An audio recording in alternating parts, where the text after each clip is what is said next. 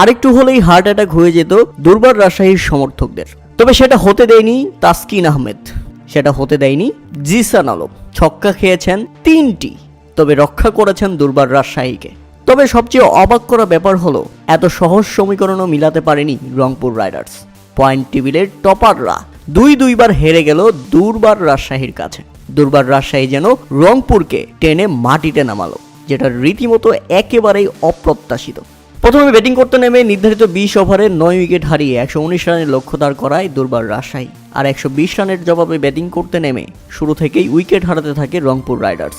তবে শেষ পর্যন্ত ম্যাচের জয় নিশ্চিত করতে প্রস্তুত ছিল সাইফুদ্দিন, কিন্তু শেষ ওভারে প্রয়োজন ছিল 25 রান, আর ওই ওভারে সাইফুদ্দিন নিয়ে আসেন 22 রান। রুদ্ধশ্বাসে একটি ম্যাচ, রুদ্ধশ্বাসে একটি হার রংপুর রাইডার্সের জন্য, এবং রুদ্ধশ্বাসে একটি জয় দুর্বার রাজশাহীর জন্য। আর রংপুরকে পরপর 2বার হারিয়ে মাঠের মধ্যেই দুর্বার রাজশাহীর ফিল্ডারদের সে কি নাচ। কেননা এমন ম্যাচও হেরে যাবে রংপুর রাইডার্স, এটা যে কেউই বিশ্বাস করতে পারেনি। তলোর হয়ে দুর্দান্ত বোলিং করেছেন মৃত্যুঞ্জয় চৌধুরী।